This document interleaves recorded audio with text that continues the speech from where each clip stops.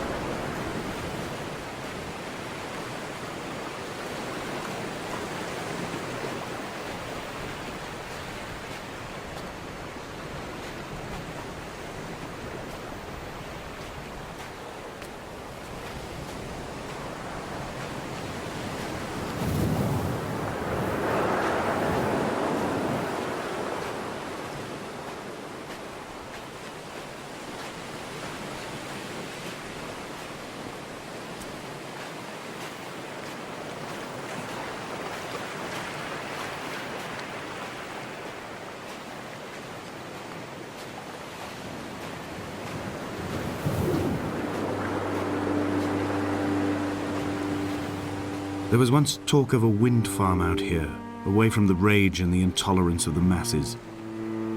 The sea, they said, is too rough for the turbines to stand. They clearly never came here to experience the becalming for themselves. Personally, I would have supported it. Turbines would be a fitting contemporary refuge for a hermit. The revolution and the permanence.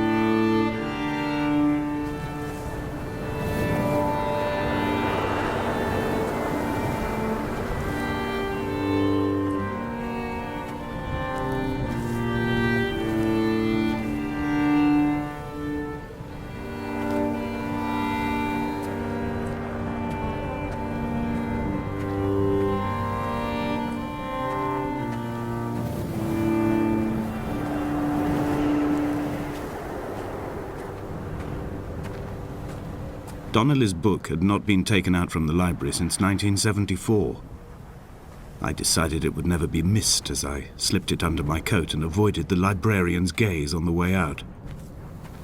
If the subject matter is obscure, the writer's literary style is even more so. It is not the text of a stable or trustworthy reporter. Perhaps it is fitting that my only companion in these last days should be a stolen book written by a dying man.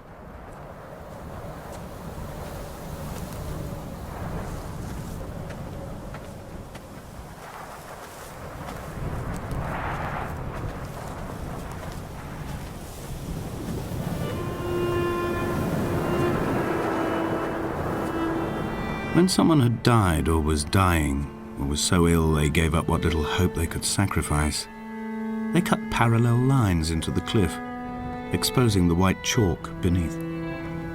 You could see them from the mainland or the fishing boats, and know to send aid or impose a cordon of protection, and wait a generation until whatever pestilence stalked the cliff paths died along with its hosts. My lines are just for this: to keep any would-be rescuers at bay. The infection is not simply of the flesh.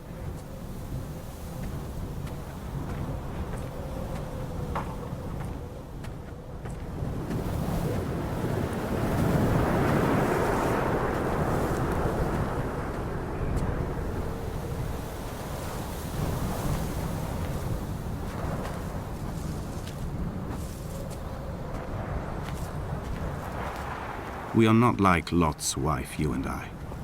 We feel no particular need to turn back. There's nothing to be seen if we did. No tired old man parting the cliffs with his arms. No gifts or Bibles laid out on the sand for the taking. No tides turning or the shrieking gulls overhead. The bones of the hermit are no longer laid out for the taking. I have stolen them away to the guts of this island, where the passages all run to black, and where we can light each other's faces by their strange luminescence.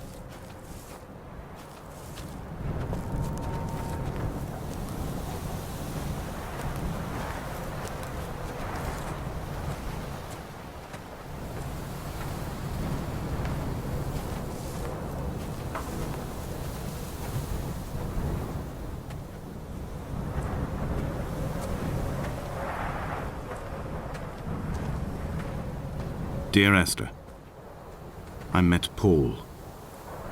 I made my own little pilgrimage. My Damascus, a small semi-detached on the outskirts of Wolverhampton. We drank coffee in his kitchen and tried to connect to one another. Although he knew I hadn't come in search of an apology, reason or retribution, he still spiraled in panic, thrown high and lucid by his own dented bonnet. Responsibility had made him old. Like us, he'd already passed beyond any conceivable boundary of life.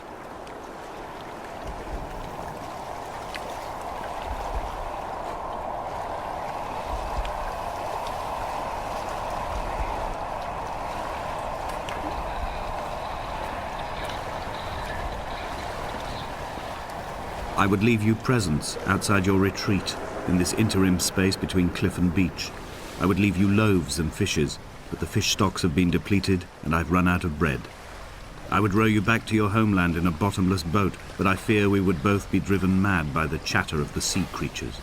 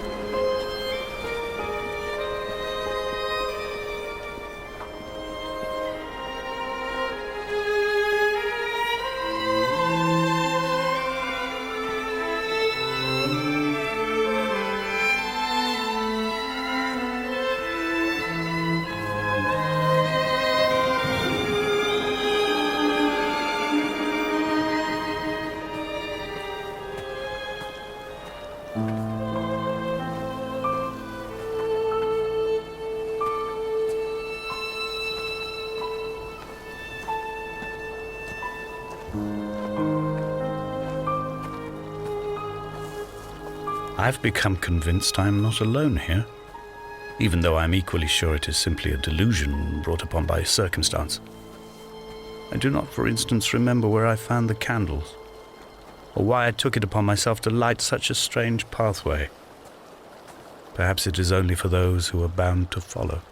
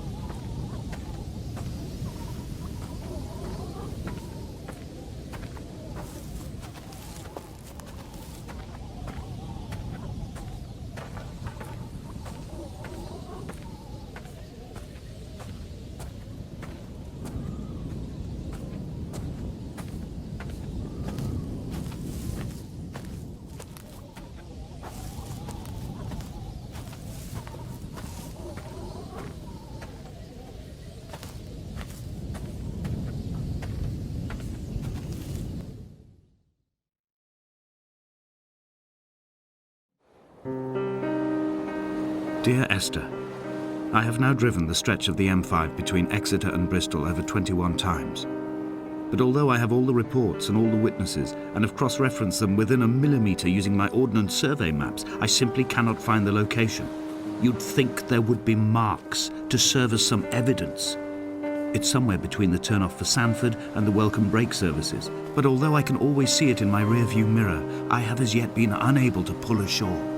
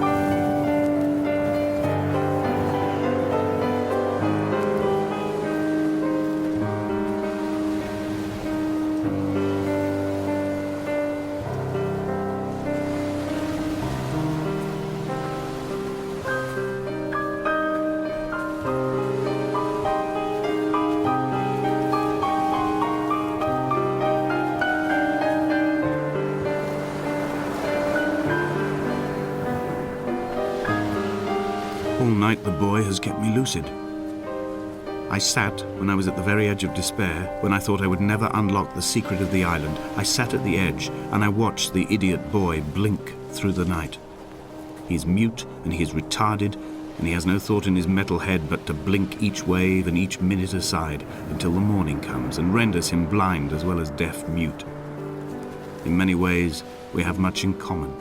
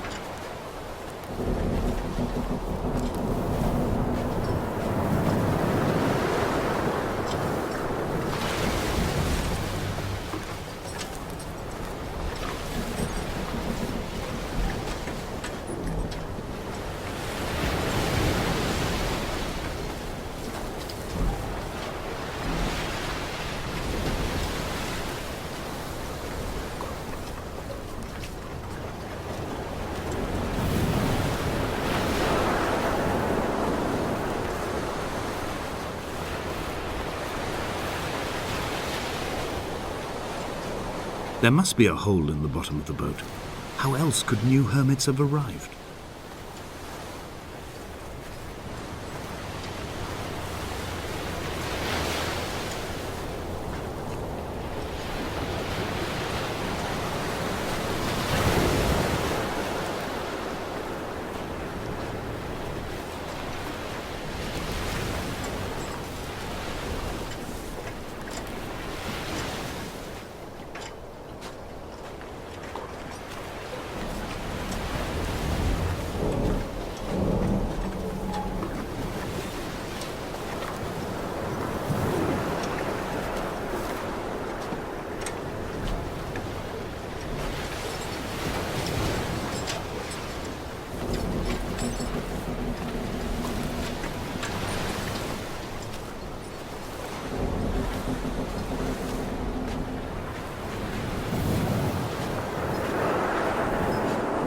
I had kidney stones and you visited me in the hospital.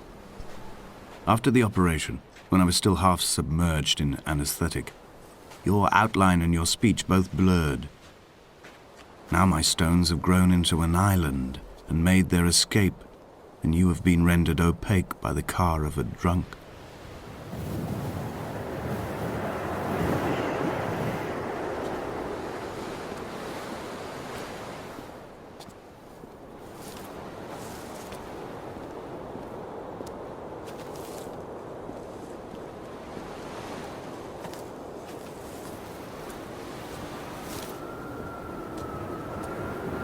What charnel house lies at the foot of this abyss?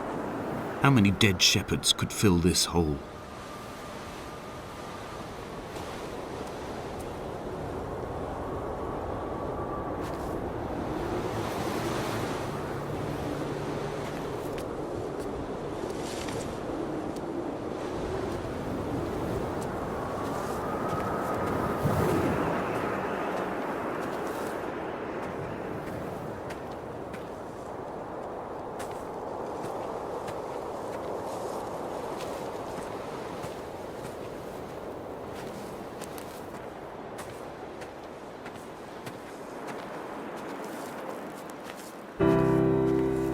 I've begun my ascent on the windless slope of the western side.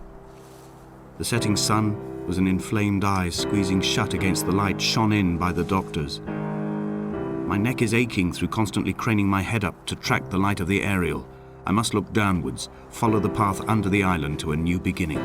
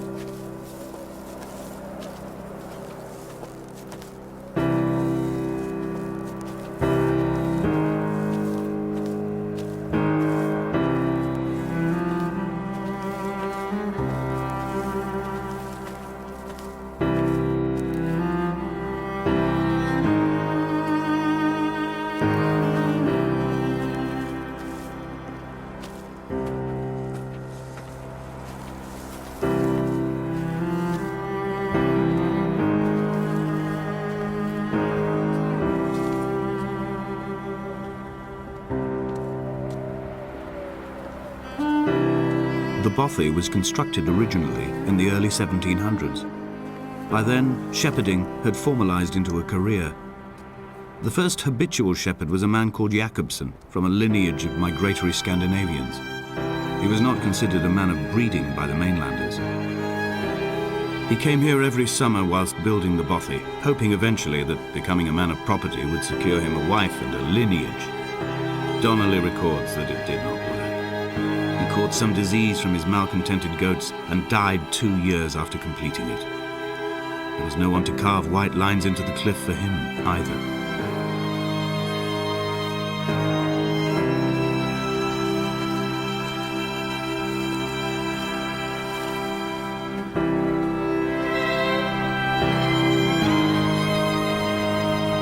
Three cormorants seen at dusk, They did not land. This house built of stone, built by a long-dead shepherd. Contents: my camp bed, a stove, a table, chairs, my clothes, my books. The caves that score out the belly of this island, leaving it famished. My limbs and belly famished. This skin, these organs, this failing eyesight. When the battery runs out in my torch, I will descend into the caves and follow only the phosphorescence home.